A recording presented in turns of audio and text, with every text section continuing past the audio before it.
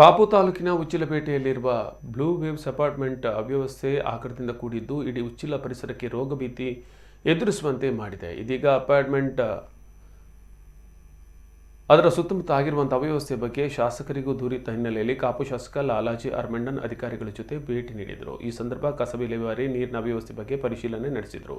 ಖಾಸಗಿ ಕಟ್ಟಡವಾದ್ದರಿಂದ ಅಪಾರ್ಟ್ಮೆಂಟ್ ಒಳಗಿನ ಸಮಸ್ಯೆಯನ್ನು ಸೌಹಾರ್ದಯುತವಾಗಿ ಪರಿಹರಿಸಿಕೊಳ್ಳಿ ಎಂದು ಫ್ಲಾಟ್ನ ನಿವಾಸಿಗಳಿಗೆ ತಿಳಿಸಿದ್ದಾರೆ. ಸೊಸೈಟಿ ರಚನೆ, ಡ್ರೈನೇಜ್, ನೀರು, ಕಸ ವಿಲೇವಾರಿ ಮುಂತಾದ ಅವ್ಯವಸ್ಥೆ ಬಗ್ಗೆಯೂ ಫ್ಲಾಟ್ ನಿವಾಸಿಗಳು ಶಾಸಕರ ಜೊತೆ ಮಾತನಾಡಿದ್ದಾರೆ.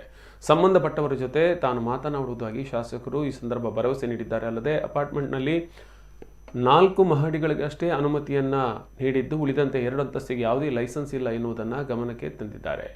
ಇದರ ಬಗ್ಗೆಯೂ ಕ್ರಮ ಕೈಗೊಳ್ಳಲು ಸ್ಥಳೀಯ ಪಂಚಾಯಿತಿಗೆ ಸೂಚಿಸುವುದಾಗಿ ತಿಳಿಸಿದರು.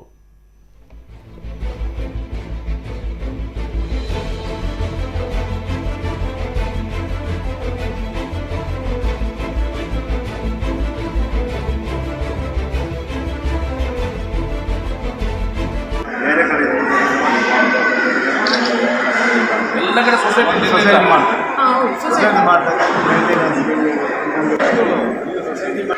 ಬೆಳಿಗ್ಗೆ ರಾತ್ರಿಗೆ ಒಂದು ಪೇಷಂಟ್ ಇರೋದಾದ್ರೆ ನೀರು ರಾತ್ರಿಗೆ ನೀರಿಲ್ಲ ಸರ್, ನೀರಿಲ್ಲ ತುಂಬಲಿಕ್ಕೆ